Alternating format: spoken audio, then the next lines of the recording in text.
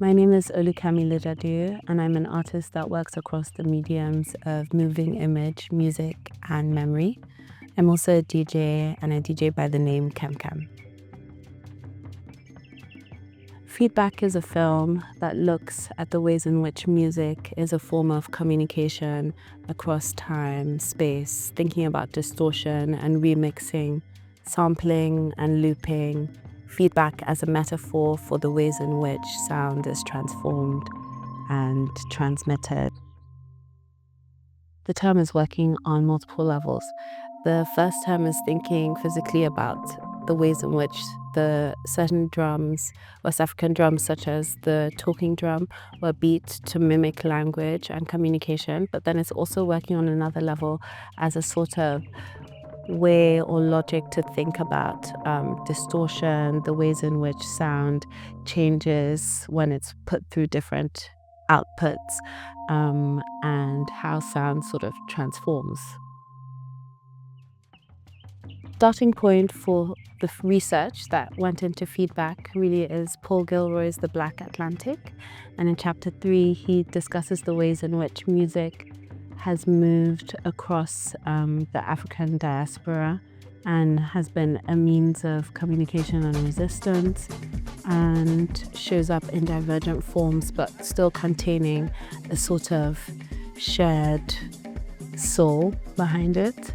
The film moves in sort of 3 acts. Firstly, looking sort of squarely at the drum in West Africa, then moving across the waters to North America, and then finally landing back in Bristol and tying it all in together. I also conducted a lot of field research.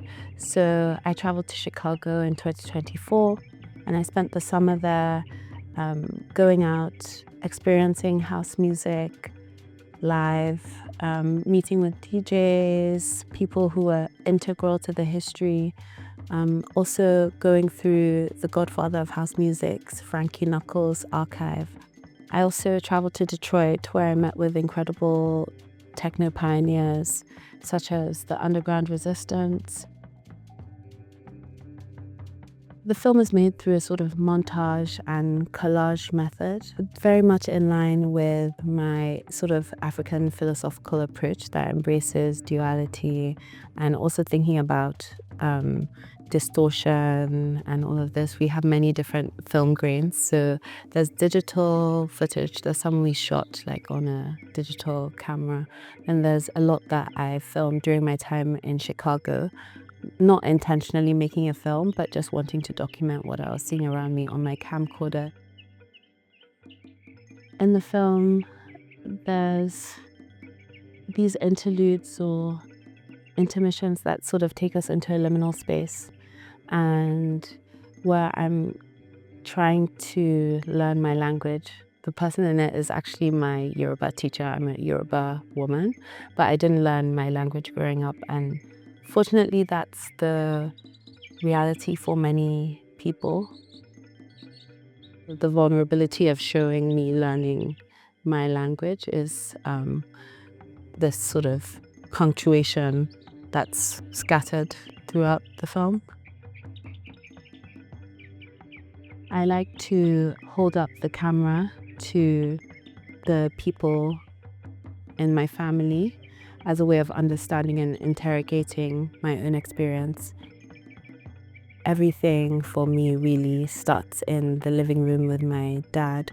Both of us find it very hard to sleep, so we'd stay up super late as a child, listening to music all night.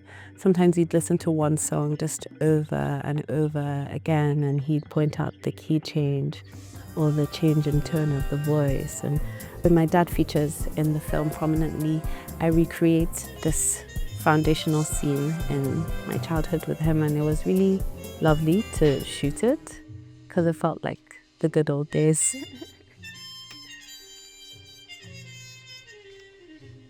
The film really is a sort of punctuation in what I see subconsciously as kind of like a lifelong quest of valuing and understanding that my way of seeing things is not marginal. My practice is almost a way of making that space known and asserting the relevance of this perspective, like a sort of what I'm terming right now like a Black Atlantic perspective,